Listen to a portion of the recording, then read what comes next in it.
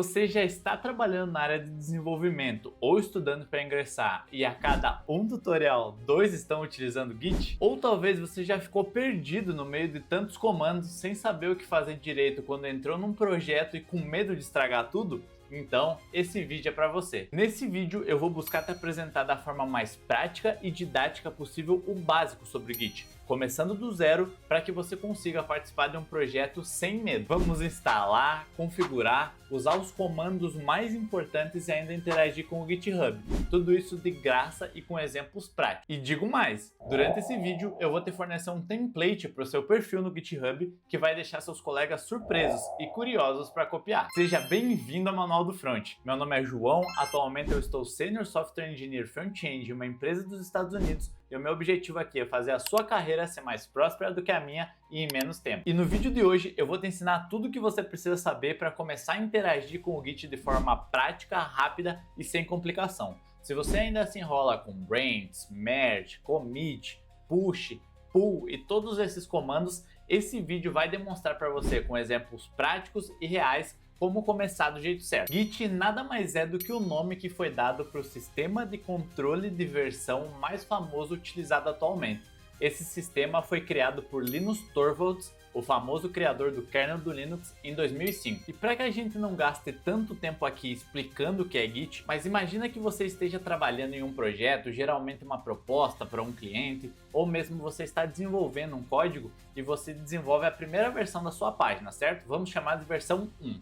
Assim que você tem que fazer uma atualização, principalmente se você estiver trabalhando com o cliente, é muito comum que ele peça uma nova feature na sua página, ou ele peça algum ajuste, troca de texto, alguma coisa assim.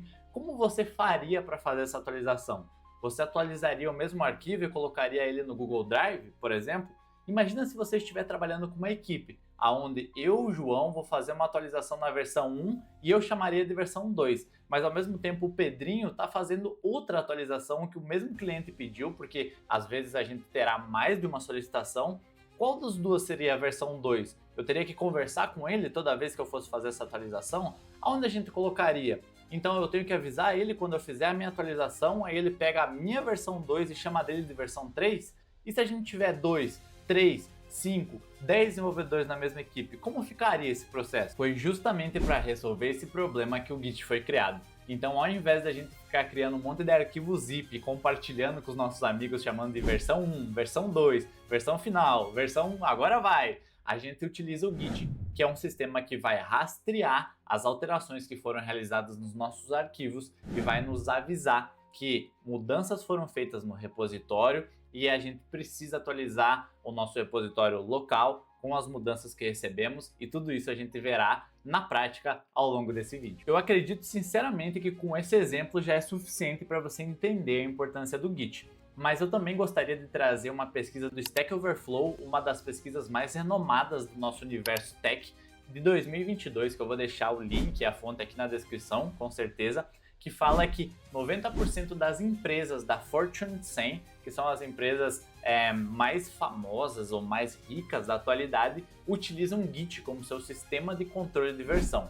E para confirmar que você realmente não está perdendo tempo e sim fazendo um investimento aprendendo isso, essa mesma pesquisa diz que mais de 94% dos desenvolvedores profissionais utilizam Git também como seu sistema principal de controle de versão. E para a gente concluir esse ciclo do porquê é tão importante você aprender Git, eu diria que ele não só vai melhorar o seu trabalho em equipe, como ele vai capacitar o seu trabalho em equipe, uma vez que sem isso é muito possível que você não consiga trabalhar em uma equipe de desenvolvimento de software.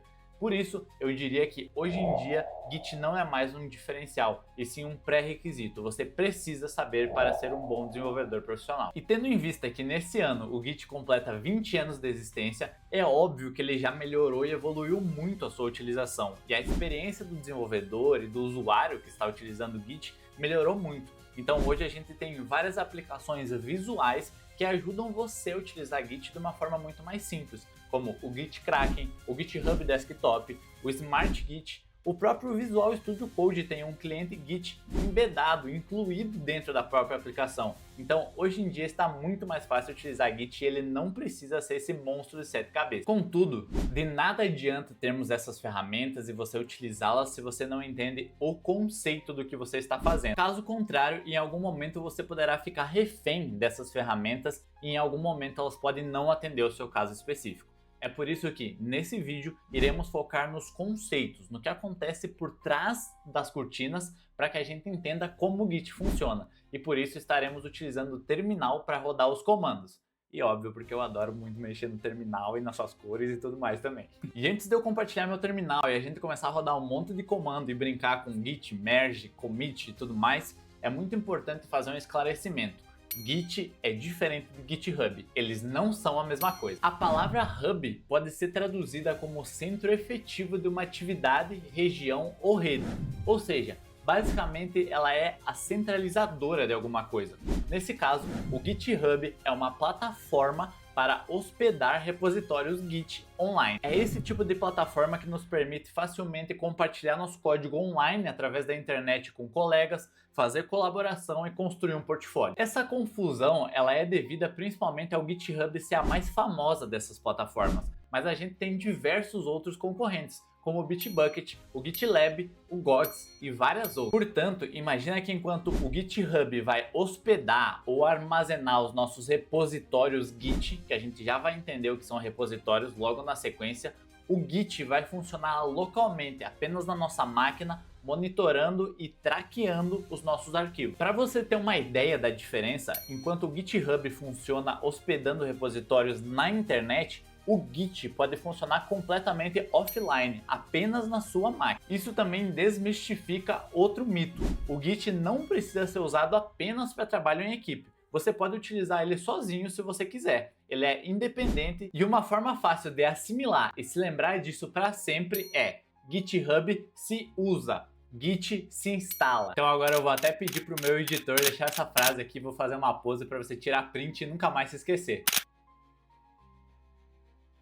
Foi? Maravilha! A gente já entendeu a diferença entre Git e GitHub. Mas enquanto eu estava explicando sobre o GitHub, eu disse que ele é o centralizador de repositórios Git, certo?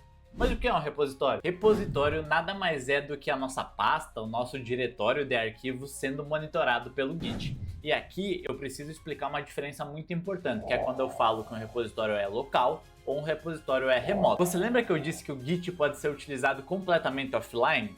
Então, a gente pode fazer vários comandos do Git e utilizá-lo para monitorar e traquear as versões dos nossos arquivos completamente local. Mesmo assim, esse diretório ou essa pastinha ainda é um repositório. A diferença para quando chamamos ele de remoto é que estamos utilizando, e note essa palavra, sincronizando o nosso repositório local que está ali na nossa máquina com alguma das plataformas que eu mencionei anteriormente. Então é como se a gente criasse um clone, na verdade é exatamente um clone, que vai estar lá nessa plataforma online e cada vez que a gente faz uma alteração na nossa máquina, localmente, offline, a gente pode fazer o push, a gente pode empurrar essas alterações para a plataforma online, para o repositório remoto. Então, a gente sempre vai ter que manter em sincronia esses dois quando a gente tiver o interesse ou a necessidade, que é o caso de um trabalho em equipe, de manter esse repositório remoto. Mas caso a gente esteja fazendo um projeto só para brincar, só para não se perder entre as versões, a gente pode fazer as alterações Git até um certo ponto apenas localmente. Essa é a diferença entre um repositório que ele é apenas local, controlado na sua máquina, lembra? Ou um repositório remoto, que foi enviado para uma dessas plataformas de hospedagem de código online e a gente precisa, consequentemente, ficar sincronizando o tempo todo. Eu sei que até aqui a gente teve muita explicação, pessoal, e tá na hora da gente ir para a prática. Como exemplo, eu vou deixar para vocês, como eu falei lá na introdução, um template aqui na descrição para que você copie exatamente o Markdown que eu vou estar utilizando aqui no vídeo e possa usar esse template no seu perfil do GitHub para deixar ele ainda mais bonito e atrativo. E como o GitHub para nós é quase como um currículo, ou pelo menos a gente sempre menciona isso, eu quero criar junto com vocês para o meu perfil do GitHub o que a gente chama de README, que é basicamente uma apresentação do seu perfil. Então me acompanha aqui, faz comigo aqui na tela, vai pausando o vídeo para que ao final você tenha um template muito bonito sendo utilizado no seu perfil. E não esquece, o link para ele vai estar aqui na descrição. Vamos lá, pessoal. Então, a primeira coisa, essa é uma feature do GitHub. A gente precisa vir aqui no menu repositórios e vamos criar um repositório novo. Não se esqueça, o nome desse repositório ele precisa ser exatamente o nome do seu usuário no GitHub, do seu username. Você vai ver até que tem que aparecer esse aviso aqui, ó, que esse repositório é um repositório especial, que você vai poder usar para adicionar um readme.md. Então o nome do nosso arquivo vai ter que ser exatamente readme.md, que é a extensão para Markdown, para a gente utilizar como nosso perfil do GitHub. Aqui a gente pode utilizar só como GitHub perfil, você pode colocar como quiser, deixa ele público e clica nesse checkbox aqui para adicionar um arquivo readme. Então você já pode vir aqui no botão aqui embaixo e clicar em criar repositório. Nesse momento, o nosso repositório vai ser criado e a gente vai utilizar esse arquivo para mudar. E você vai notar, eu já vou ir aqui no meu perfil novamente, que já tem uma nova seção. Lembra? Volta um pouquinho no vídeo, você vai ver que não tinha essa seção e agora já tem e ela está exibindo exatamente o que a gente colocou aqui. Mas a gente pode deixar algo melhor, certo? Colocar as nossas informações de contato, colocar talvez o que a gente está estudando, e é por isso que eu deixei um template pronto. Eu vou copiar ele aqui, e não esquece, ele está aqui na descrição. Abrindo o nosso repositório, você pode clicar aqui no GitHub mesmo, nesse lápis, e a gente vai alterar para esse conteúdo que eu deixei para vocês. Beleza? Então a nossa página vai estar assim, você pode clicar no botão comitar mudanças. Pode deixar a mensagem do jeito que está mesmo. Ao longo desse vídeo eu vou falar sobre um outro padrão que é chamado de Conventional Commits e você pode comitar diretamente para branch main. Ao clicar em comitar, beleza, já foi atualizado e aqui eu queria mostrar para vocês o nosso template. Eu acredito que vocês vão gostar. Então ele tem uma imagenzinha interessante, ele fica exibindo esse banner com algumas informações que mudam. Então eu sou bacharel em ciência da computação, sou front-end engineering, estou pós-graduando em front-end também, então eu deixo isso mostrando, mas o mais importante é o conteúdo. Então todos os locais que vocês verem que eu deixei essas chaves é aonde vocês precisam mudar. Então coloquem o nome de vocês aqui, o cargo, aonde vocês moram e façam um resumo sobre a carreira de vocês com umas 5 linhas no máximo, para destacar seus pontos fortes e as tecnologias que vocês mais dominam. Então, vocês vão ver que aqui também eu deixei alguns comentários para que vocês possam colocar mais links das tecnologias que vocês utilizam, que vão ser diferentes dessas, o contato de vocês, tudo isso são coisas clicáveis. Então, clicando aqui no LinkedIn, vocês vão ver que vai abrir o LinkedIn do Manual do Front.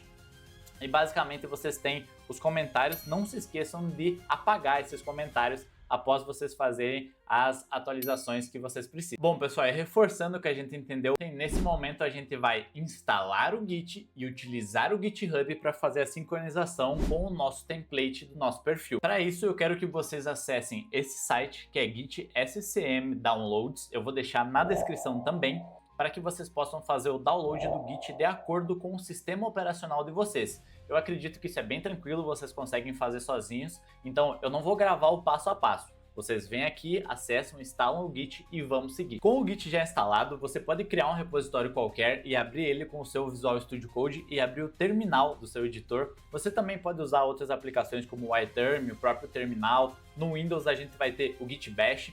Tanto faz, você só precisa ter acesso a uma linha de comando. Nesse caso eu vou utilizar o Visual Studio Code e o terminal embedado, porque eu acredito que você já tem ele instalado, então vai ser mais fácil. Nesse momento é importante você entender que essa pasta que você criou, no meu caso o nome é YouTube Projeto Git, ela não é nada ainda, ela é apenas uma pasta, ela ainda não é um repositório Git e o Git não conhece essa pasta. Como a gente faz para que ela seja reconhecida pelo Git? A gente pode rodar um comando chamado git init. Nesse momento, ele vai dar uma mensagem que um repositório Git vazio foi inicializado na nossa pasta. Agora sim, agora o Git conhece a sua pasta e ele até criou um repositório escondido chamado .git. Você pode acessar o seu diretório e procurar essa pasta se você quiser. Ela vai estar dentro aqui. Eu posso até rodar um ls-la, que você já vai aprendendo uns comandos da linha de comando também, e você vai ver essa pasta, .git. É através dessa pasta que o Git está monitorando os arquivos que a gente vai criar a partir de agora. Porém, antes de mais nada, é importante que você diga ao Git quem você é, senão ele não vai poder, por exemplo, saber quem fez os commits que a gente vai fazer na sequência.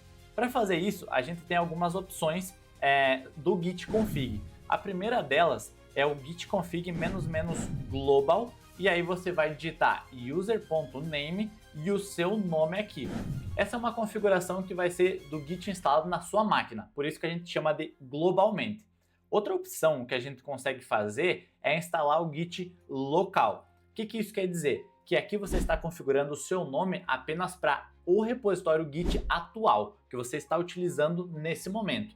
Nesse caso eu vou utilizar essa porque eu tenho outros nomes que eu utilizo para outros projetos, então o meu nome pessoal vai nos meus repositórios pessoais. Nesse caso do manual do front, eu vou utilizar o nome como manual do front localmente, e aí você vai ver que a gente já pode configurar como nome manual do front, certo? Você pode fazer e você deve fazer isso para o seu e-mail também. Então, nesse caso, você pode configurar o Git localmente e digitar o seu e-mail. No meu caso vai ser contato manualdofront@gmail.com. Maravilha! Para confirmar que isso funcionou, nesse momento você pode rodar git config --local, no caso de você ter feito a configuração assim como eu, localmente nesse repositório, ou global se você configurou para o seu computador inteiro. Se esse computador é pessoal seu e você utiliza apenas para os seus projetos, eu recomendo que você utilize a global. E aí a gente tem que adicionar --list. Nesse caso, você vai ver que o Git já vai mostrar para nós algumas configurações que são core, que são padrão de qualquer repositório Git, e as nossas duas configurações que a gente acabou de fazer, user.name e .email. E agora vamos falar sobre o ciclo básico do Git. Então, além da gente dar um git init, vamos fechar essa lista aqui, você pode clicar aqui, caso você não saiba, e basicamente a gente tem uma outra forma muito comum de possuir um repositório Git na nossa máquina, que é através do Git clone. E para fazer o teste com o Git clone, a gente pode utilizar o repositório que a gente acabou de criar no GitHub com o nosso template do nosso perfil. Então você tem que acessar, caso você esteja no seu perfil, você pode clicar em repositórios novamente e já acessar o seu GitHub perfil, e você vai encontrar esse botão Code. Basicamente aqui a gente vai fazer o clone e você pode escolher essas opções de como fazer o clone. Eu vou utilizar o SSH porque eu já tenho minha chave SSH configurada e tudo mais, mas isso é assunto para um outro vídeo, esse vídeo já está longo, então eu vou contar com você para você conseguir resolver isso. Se o SSH não funcionar, você pode esperar meu vídeo aqui no canal e utilizar a opção HTTPS, que você vai rodar o mesmo comando que eu, git clone, e essa URL que você vai copiar aqui, e aí você digita o e-mail e sua senha no terminal, ele vai permitir que você faça o clone do seu repositório, tá bom? Então clicando aqui, a gente volta para o terminal, você pode rodar um cd ... para voltar para o seu diretório, e aqui eu vou rodar git clone e vou colar a opção que eu acabei de copiar lá do GitHub. Eu vou alterar uma questão aqui só da minha chave SSH e ele vai clonar o nosso repositório. Nesse momento você pode digitar cd manual do front e a gente já vai estar com o nosso repositório clonado. Basicamente nesse repositório a gente não precisa rodar o git init porque a gente já clonou. Então para ele estar lá no GitHub, alguém rodou o git init por você.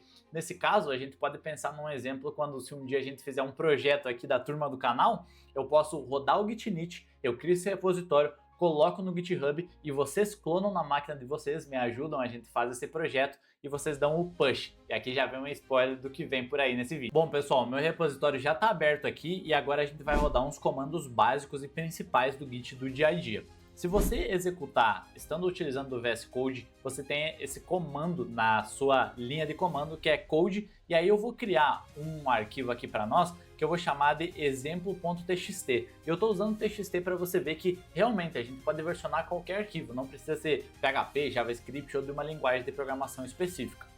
Dando Enter nesse comando, você vai ver que ele já vem para cá e eu vou adicionar nossa primeira linha e salvar. Nesse momento o arquivo já está salvo aqui dentro do meu repositório e o Git já está reconhecendo ele como um arquivo não traqueado. E a gente chama ele de não traqueado porque a gente ainda não disse para o Git que a gente quer monitorar, ele apenas está reconhecendo o nosso arquivo. Então, nesse momento, vocês já podem aprender o primeiro comando, que é git status. Ele vai mostrar pra gente uma mensagem. Depois, eu vou fazer outro vídeo. Eu pretendo, inclusive, me deixa aqui, eu fiquei com essa dúvida. Vocês acham que vale a pena uma playlist sobre Git? Pra gente ir profundo nos comandos mais avançados que eu conheço?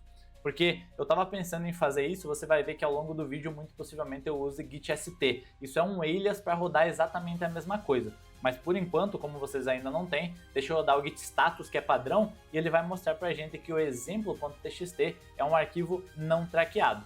Para fazer com que o Git reconheça esse arquivo, a gente pode utilizar o comando git add e o nome do nosso arquivo, então exemplo.txt. Nesse momento, a gente permitiu que ele seja rastreado pelo Git. Tanto que se eu rodar o git status novamente, você vai ver que ele já é considerado uma alteração para ser comitada e o Git está dizendo que ele é um novo arquivo. Tanto que ele até muda a cor de vermelho para verde e passa a rastrear esse arquivo. E para confirmar as mudanças que a gente vai fazer, a gente vai utilizar o comando git commit. Nesse caso, você pode rodar o git commit, existem formas de você já passar a mensagem diretamente aqui, mas eu não quero complicar as coisas. Então, executa git commit e clica enter, porque ele vai abrir o seu editor. No meu caso aqui é o Nano, e ele vai abrir para você poder entrar uma mensagem de commit para suas mudanças. Imagina o commit como um checkpoint ou um save point. Você já jogou Mario Bros?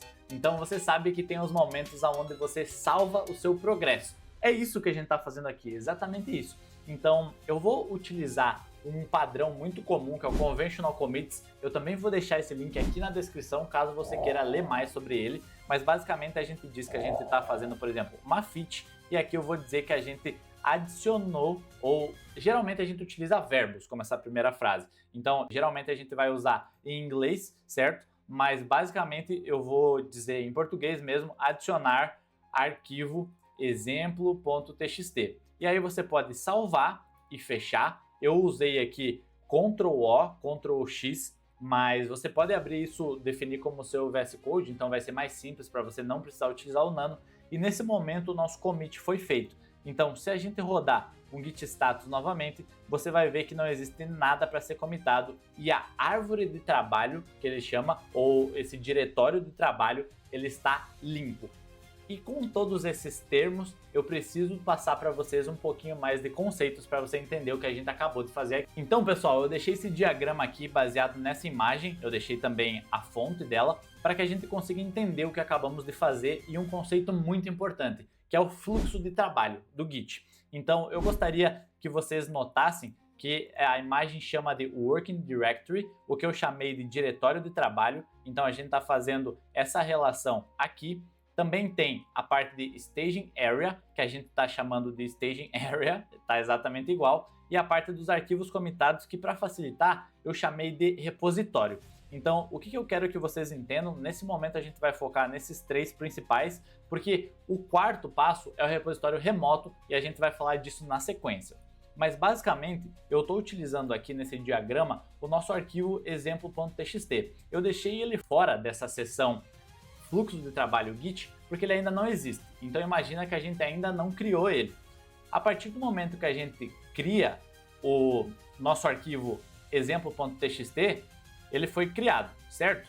Nesse momento foi quando o Git reconhece ele, mas ainda não está monitorando as mudanças que a gente fizer nele. É aquele momento que eu mostrei para vocês lá no terminal, que o Git diz, esse arquivo ele está não traqueado, untracked. Basicamente é com o comando do git add, e aí vocês podem ver aqui, ó, git add, que a gente passa o nosso arquivo para staging area. Então nesse momento ele está traqueado, vamos dizer assim, traqueado, que é quando o Git reconhece e ele ficou verdinho lá no terminal como um arquivo novo, certo? Nesse momento, se a gente utilizar o git commit, que foi exatamente o que a gente fez antes, a gente diz pro Git que, ok, eu tenho a primeira versão desse arquivo e eu quero que você armazene ele no repositório. Então, a partir desse momento, a gente vai ter esse arquivo sendo monitorado no nosso repositório e a gente pode começar a criar versões desse arquivo. E aqui eu quero chamar sua atenção para reforçar novamente que o Git ele é uma ferramenta que funciona independente, ele é local, mas ele também pode ser sincronizado remotamente. Nota que tudo isso que a gente fez até agora foi só local. Apesar de ter clonado esse repositório do GitHub, se eu tivesse desligado a internet e rodado todos esses comandos, isso ia funcionar. Tudo que você está fazendo até agora, você não precisou do GitHub, você apenas precisou do Git e fez tudo localmente, apenas na sua máquina. Contudo, é a partir de agora que as interações com o servidor remoto começam e a gente entra nessa parte de Remote Repository, ou repositório remoto, que é quando a gente começa a interagir com o servidor e a gente pode basicamente, por exemplo, colocar os nossos arquivos nesse repositório. Então fazer a sincronização entre o que criamos e fizemos localmente com o nosso repositório remoto. Bom, e para que a gente consiga entender essas interações com o servidor remoto, é muito importante que a gente aprenda um novo comando. Além do git status, que nos dará sempre o status atual do nosso repositório, a gente tem o git log, que irá nos mostrar a lista dos commits já feitos nesse repositório. Então, se vocês olharem aqui, vocês vão ver que temos o initial commit, a gente tem também o update readme e a gente tem basicamente o último commit que a gente fez. Eu queria chamar a atenção de vocês para essa identificação aqui. Óbvio, esse é o meu terminal, eu estou utilizando o /sh para fazer esse tipo de estilização. Isso é outro vídeo que virá aqui para o canal. Mas o que eu quero que vocês entendam é que basicamente o nosso repositório remoto lá no GitHub, ele parou aqui. E a gente já está nesse commit aqui. Então, basicamente, esse commit aqui a gente pode dizer que está à frente do nosso repositório remoto. Então, a gente precisa sincronizá-lo. E para isso ficar ainda mais claro para vocês, eu vou vir aqui no nosso repositório e aí vocês vão visualizar que a gente tem essa opção Commits. Vocês podem acessar ela de diversos locais, mas nos commits eu queria chamar a atenção que a gente tem apenas dois, que são o Update README e o Initial Commit, certo? Se a gente vier para cá, lembra, a gente tem 3, o que quer dizer que a gente precisa mandar esse terceiro aqui, que é o mais recente, para o nosso servidor, para o nosso repositório remoto. Basicamente, para fazer isso, a gente pode então fechar aqui e a gente vai aprender mais 2 comandos para fazer essa interação com o repositório remoto. O primeiro deles é o git push, que em inglês é empurrar, é basicamente a gente empurrando as mudanças que a gente fez, enviando as mudanças que a gente fez para o nosso repositório remoto. Então, se eu der Enter nesse comando, você vai ver que ele contou os objetos e tudo mais e enviou para GitHub. Então, basicamente, se você continuar nessa tela e você atualizá-la, você vai ver que nesse momento a gente tem 3 commits. Ou seja, a gente acabou de enviar as mudanças que a gente fez localmente para o GitHub. Nesse momento, a nossa equipe, por exemplo, poderia pegar essas atualizações do GitHub para o computador deles. E para fazer isso, a gente rodaria o comando git pull, que basicamente vai pegar essas atualizações do repositório remoto e trazer para o repositório local. Nesse caso, ele vai dizer que está tudo atualizado porque o nosso commit é o último que foi feito, então o nosso repositório local está completamente e 100% sincronizado com o repositório remoto. E com esses 2 comandos, a gente completa a lista dos 8 comandos essenciais de Git que você precisa saber. Nesse vídeo você viu git log, git status, git clone, git init, git add, git commit, git push e git pull. Basicamente, com esses comandos você já consegue interagir com confiança com a sua equipe e estar pronto para começar ou para estar ainda melhor no seu trabalho. E eu sei que a gente teve muito conteúdo aqui, eu peço desculpa por esse vídeo ter ficado tão longo, mas eu queria que ele fosse quase como uma mini class, uma mini aula, para que você pudesse dar os seus primeiros passos no Git em 2025. Eu não quero que você seja refém ou tenha medo dessa ferramenta. Ela é uma ferramenta incrível que nos ajuda a otimizar a nossa performance, a otimizar o nosso fluxo de trabalho tanto sozinhos quanto em equipe. E por gostar muito desse assunto, talvez eu tenha me empolgado um pouco, mas é por isso que eu peço que, por favor, se você tem interesse nesse assunto, deixa aqui nos comentários que você teria interesse numa playlist, porque eu posso criar mais vídeos falando sobre Git, indo mais a fundo, mostrando comandos mais avançados e como customizar, como utilizar o alias que eu comentei, como deixar seu terminal igual ao meu. São coisas que eu adoraria fazer para vocês, mas eu preciso saber se faz sentido.